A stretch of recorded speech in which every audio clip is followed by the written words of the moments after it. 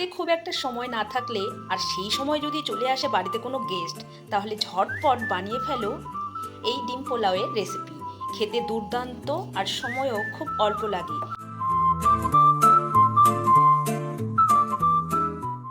আজকের ডিম পোলাও বানানোর জন্য এখানে একটা পাত্র নিয়ে নিয়েছি। পাত্রটা মেপে বাসমতি রাইস আমি নিয়ে নিচ্ছি। একটা পাত্র মেপে নিলে সুবিধা হবে। এবার জল দিয়ে 2-3 বার করে পাল্টে ধুয়ে নেব চালটাকে। ভালো করে ধোয়া হয়ে গেলে 10 মিনিটের জন্য ভিজিয়ে রেখে দেব। গ্যাসে কড়াই বসিয়ে দিয়ে দিচ্ছি হাফ চা চামচ বাটার, আর দিয়ে দিচ্ছি 1 চামচ ঘি, আর দিয়ে দিচ্ছি 2 চামচের মতো সাদা তেল। তোমরা চাইলে যে কোনো দুইটা দিয়েও করতে পারো, তবে আমি 3টা জিনিস দিয়ে করছি, খেতে একটু বেশি ভালো লাগবে। ঘি, তেল, বাটার ভালো করে গরম করে নিয়েছি। এবার সেদ্ধ করে রাখা ডিমগুলোকে দিয়ে ভেজে নেব। এর মধ্যে হলুদ, নুন কোনো কিছুই ব্যবহার করিনি।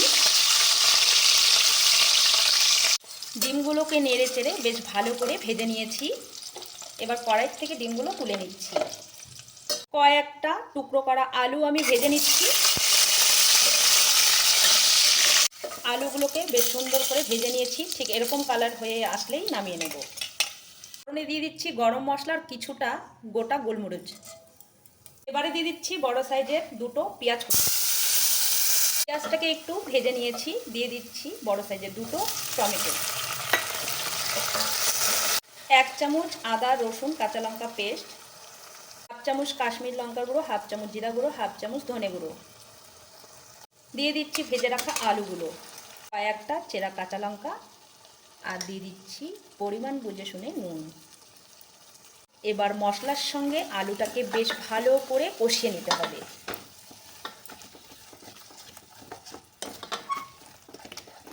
মশলার সঙ্গে আলু বেশ ভালো করে কষিয়ে নিয়েছি। এর মধ্যে কিন্তু আমি হলুদ ব্যবহার করিনি, তবুও কালারটা দেখো একদম হলুদ এসছে। যেই মশলাটা আলুর সঙ্গে কষানো হয়ে যাবে, ধুয়ে রাখা 10 মিনিট আগে যে ভিজিয়ে রেখেছিলাম চালটা, বাসমতি চাল, সেটাই আমি দিয়ে দিচ্ছি এর মধ্যে। চালটাকে দিয়ে মশলা আলুর সঙ্গে বেশ ভালো করে ভেজে নিতে হবে।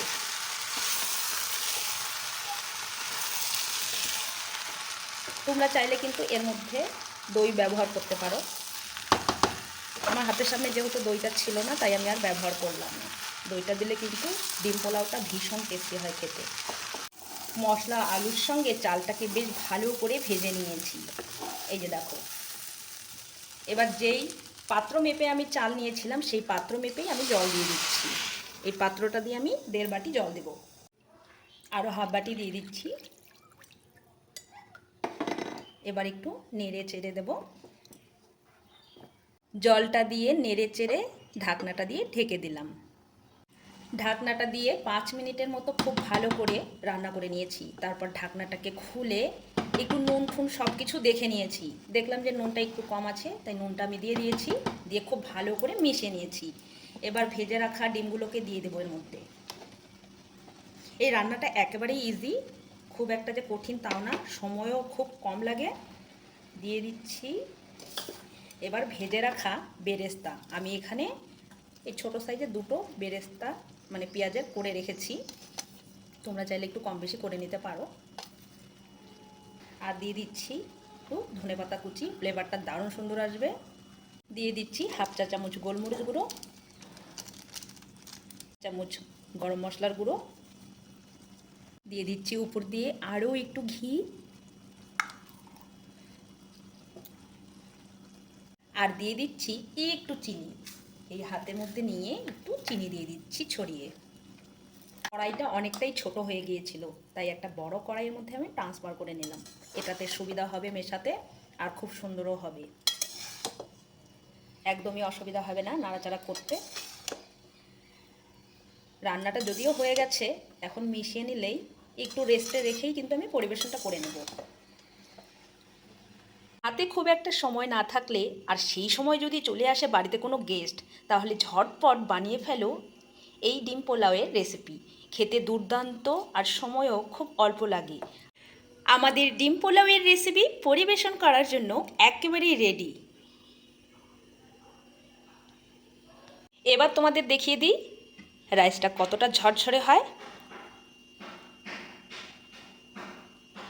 হাতে খুব একটা সময় না থাকলে সেই সময় যদি কোনো বাড়িতে গেস্ট আসে তাহলে কিন্তু ঝটপট করে ডিমের এই পোলাওয়ের রেসিপিটি বানিয়ে দিতে পারো। খেতে ভীষণ ভালো লাগে, আর বেশি কিছু বানাতেও হয় না, একটা জিনিস দিয়েই কিন্তু একেবারে খুব সুন্দর খাওয়া হয়ে যায়। তো আজকের ডিম পোলাওয়ের রেসিপি তোমাদের কেমন লাগলো কমেন্টস করে জানাতে একেবারেই ভুলবে না। চলো আজকের মতো ভিডিওটা এখানেই শেষ করছি, আবার দেখা হচ্ছে নতুন রেসিপির সঙ্গে। তোমরা ভালো থেকো, সুস্থ থেকো।